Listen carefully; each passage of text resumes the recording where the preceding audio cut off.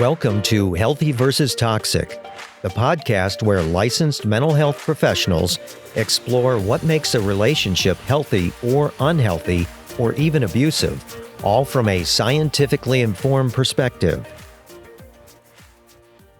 Hello, this is Dr. Grande. I have a few different questions today about pathological jealousy and pathological love. So, what are the characteristics of these constructs? What is the difference between them? And what personality disorders are pathological jealousy and pathological love associated with? Now, romantic relationships can be complex. We see a lot of positive outcomes associated with a healthy romantic relationship, like improved mental and physical health, as well as some protection against stress. So there can be some clear benefits to intimacy, passion, and companionship. At the same time, romantic relationships can cause a great deal of pain. We see rejection, relational conflicts, and abandonment can all lead to negative mental and physical health outcomes. Now, this dichotomy is evident in a lot of the poetry and movies and songs that we see that have been written over the years about the nature of love. Love is great, and at the same time, horrible. Again, this interesting dichotomy. The best feeling in the world and heartbreakingly devastating. It's theorized that stressful romantic relationships may exacerbate psychopathology. So if somebody has anxiety, OCD, post-traumatic stress disorder, depression, or substance use, for example, all those can be made worse by a dysfunctional romantic relationship. Now, if we look at all the diagnoses available in the Diagnostic and Statistical Manual, the DSM, outside of a few personality disorders, we really don't see too much in the way of disorders being tied to relationships, even though relationships can have a key part in the development and maintenance of disorders. Generally, mental disorders are thought to interfere with relationship functioning as opposed to the relationship aggravating psychopathological symptoms. But of course, we know that both patterns can and often do happen. There are two relational constructs with pathological versions that I'm going to talk about today. As I mentioned, pathological jealousy and pathological love. These are areas of study, not mental disorders. So somebody can't be diagnosed as being pathologically jealous or having pathological love. Now, pathological jealousy is the feeling of ownership over a partner and the fear of betrayal by a partner. It is characterized by aggressiveness, possessiveness, and behaviors which try to confirm the partner's infidelity. Pathological jealousy is associated with paranoid, antisocial, and narcissistic personality disorders. Now, with pathological love, here we see passion and a selfless dedication. So this is characterized by providing repetitive and uncontrolled attention and care to a romantic partner. This is sometimes seen with borderline, histrionic, and dependent personality disorders. So let's start by taking a deeper look at pathological jealousy. So when we're looking at jealousy in general, jealousy is when there is a real or imagined threat to a relationship. It necessitates a love triangle. So 3 people have to be involved, or at least the perception of a love triangle has to be there. Jealousy is not the same thing as envy. Jealousy always involves a relational component and typically deals with losing a relationship that you have, whereas envy can involve anything. So not just people, but objects, and it deals with wanting something that you don't have, right? So it's sometimes a difficult distinction, and I notice a lot of times they are used interchangeably. Now, jealousy is characterized by feelings like sadness, insecurity, rejection, humiliation, and anger. It's also associated with low self-confidence and relationship dissatisfaction. Jealousy also has a few different types. Reactive jealousy is when a partner is aware of an actual threat. So the threat is real, and the partner knows about it. Sometimes this type of jealousy actually predicts increased relationship quality. So a little jealousy can be helpful. The more destructive type of jealousy is referred to as anxious jealousy. Sometimes we see it referred to as preventive jealousy.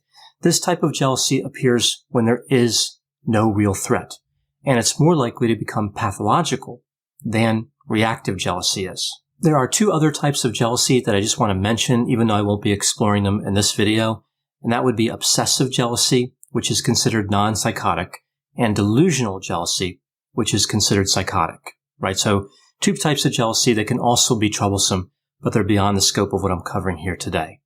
Now, pathological jealousy is thought to be similar to obsessive-compulsive disorder. The obsessions would be the thoughts of somebody stealing their partner, and the compulsions would be spying on a partner, getting into arguments with a partner about potential infidelity and aggression. Now, taking a deeper look at pathological love. Sometimes love can hurt, and that's what we're really talking about when we're talking about pathological love.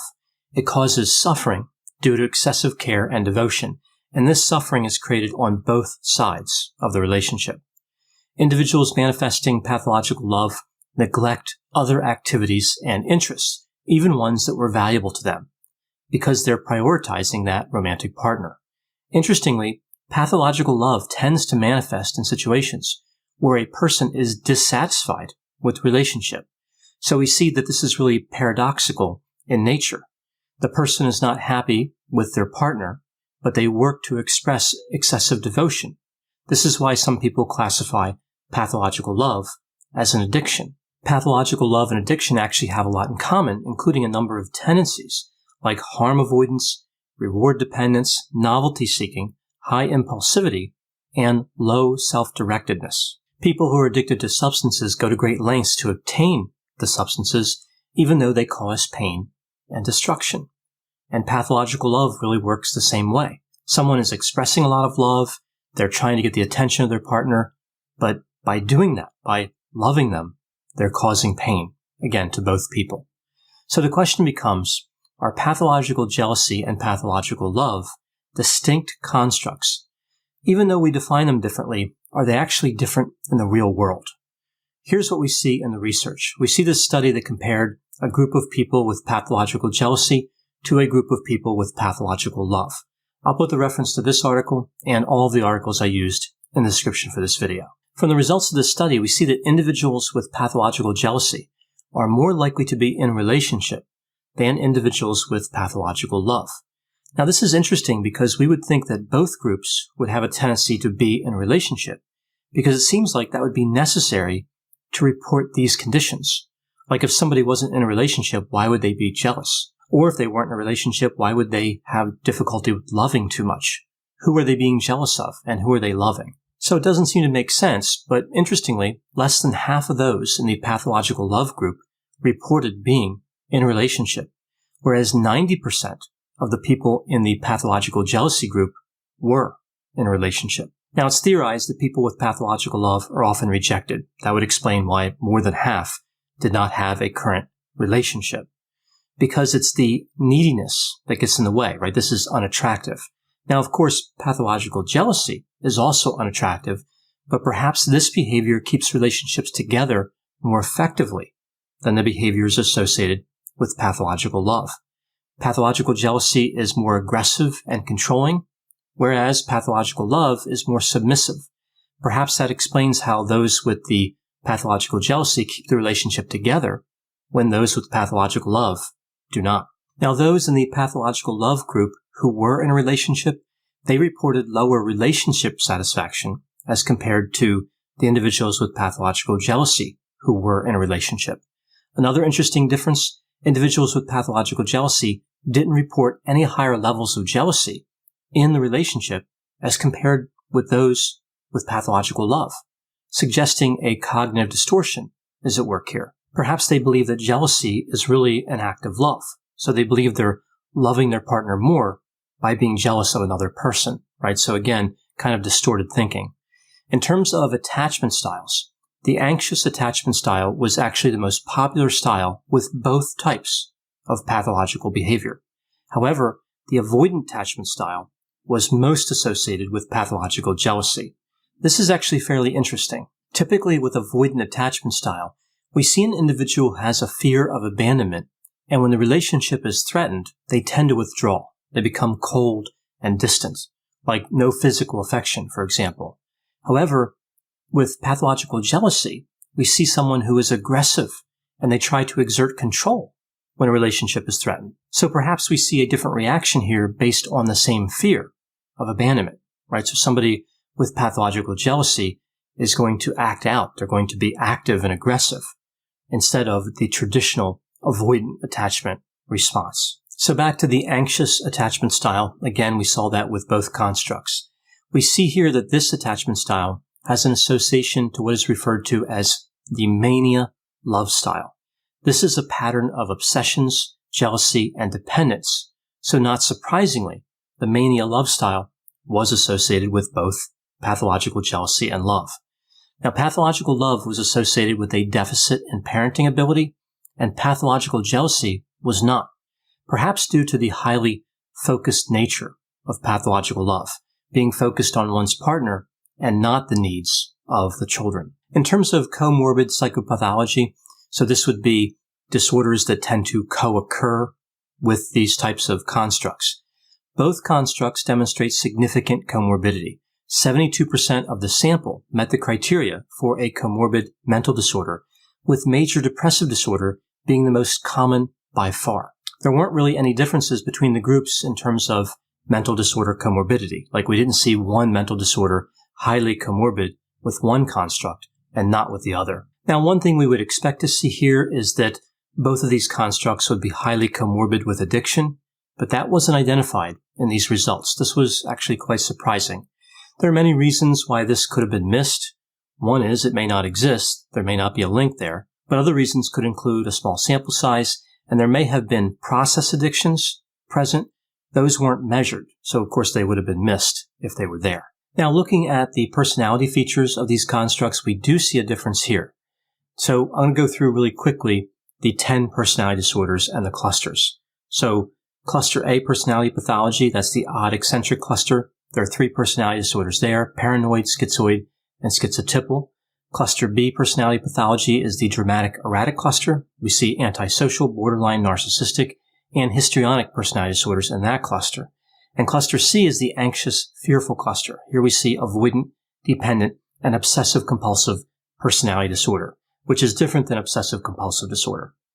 So pathological jealousy was most strongly associated with cluster B personality features, but it also had a fairly strong association to cluster C. We didn't see any relationship with cluster A. Now, pathological love was strongly associated with cluster C personality pathology, and not really that strongly associated with cluster A or B. So with the jealousy, we see the connection to cluster B and C, and with the love, we see the connection to cluster C. Now, with pathological jealousy, this kind of makes sense. Jealousy can connect to a number of narcissistic, borderline, and antisocial elements. With narcissistic, we see somebody who's manipulative, entitled, and dominant. That's consistent with jealousy. With borderline, we see a fear of abandonment, anger, insecurity, and distrust.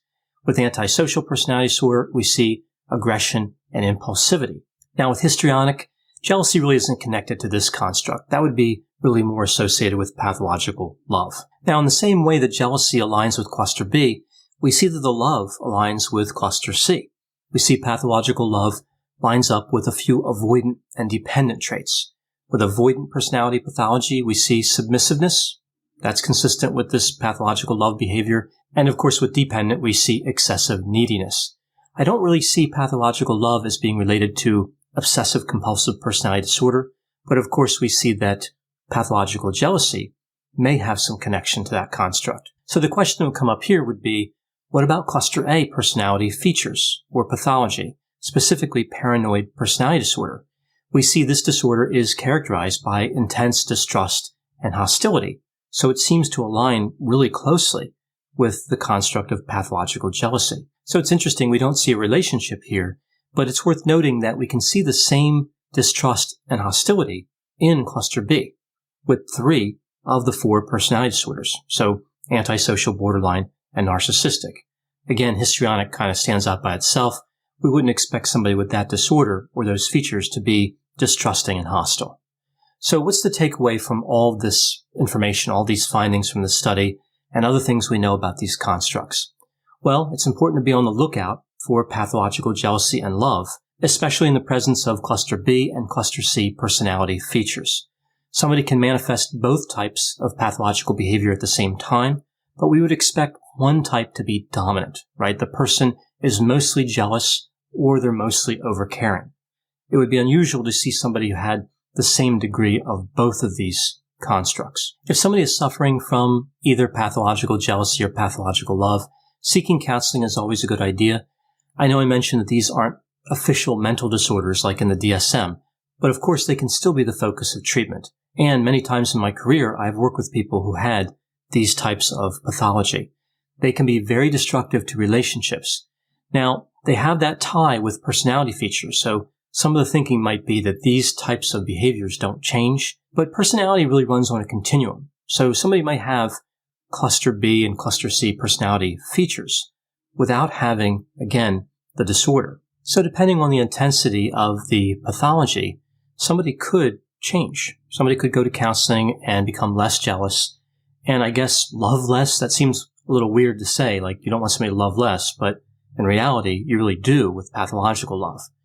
Now, sometimes, though, I've seen these as very entrenched traits, right? Somebody's really jealous, and they've always been jealous, and there's really no sign they're going to change. And someone who's extremely needy, and again, kind of excessively cares to the point where they drive people away. Both situations are actually quite sad, and I would hope that, again, somebody with these conditions or somebody who has a partner with these conditions would be encouraged to come into therapy and kind of talk through these different behaviors and see what can be done to preserve the relationship, to increase the level of satisfaction. Now, interestingly, a lot of people think of these behaviors as having the same purpose. It's all about a fear of abandonment. That's really the core of both of these constructs. So it's not necessarily coming from a place of anger or rage or even necessarily manipulation. It could be, but it's not necessarily. It could just be a fear of abandonment and insecurity.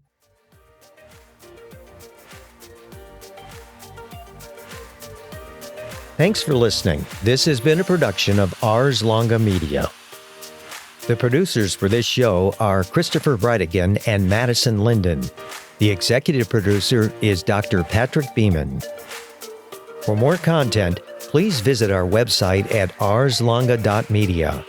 To leave feedback or suggestions, send an email to info@arslonga.media. To find more content from Dr. Grande, including a link to his YouTube channel and his other Ars Longa podcasts, visit our website at arslonga.media. This podcast is intended for informational purposes only and should not be construed as medical or mental health advice. Ars Longa, Vita Brevis.